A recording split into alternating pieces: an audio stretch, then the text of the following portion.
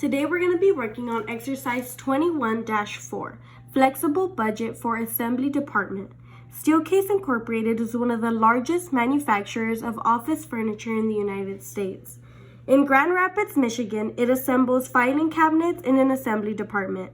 Assume the following information for the assembly department. Direct labor per filing cabinet is 15 minutes. Supervisor salaries are $200,000 per month. Depreciation is $30,000 per month, and direct labor rates are $25 per hour. Prepare a flexible budget for 25,000 cabinets, 40,000 cabinets, and 55 filing cabinets for the month of March in the assembly department, similar to Exhibit 5. So we need to start off by putting the units of production, and that would be 25,000, 40,000, and 55,000. Next, it wants us to find the direct labor. So the way that we get that is by first getting the units. So 25,000. We're going to multiply that by how long it takes. So here we have 15 over 60. That is 0.25. So 0.25. And lastly, we multiply it by the direct labor rate, and that's $25 per hour.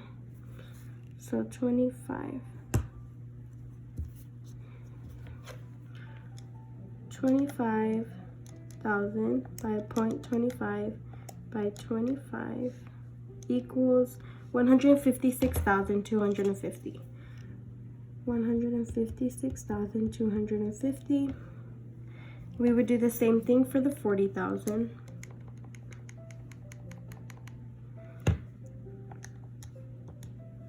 And we would get 250,000. And then we would also have to do that for the 55,000.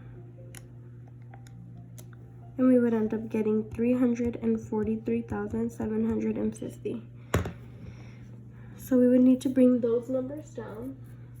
So 156, 250, 250,000, and 343,750. Next, the supervisor salaries. It tells us here that the supervisor salaries are $200,000 per month. So it would be the same across. 200,000, 200,000, 200,000. And then it tells us here that the depreciation per month is 30,000. So 30,000, 30,000. We would have to bring those down, so 230,000.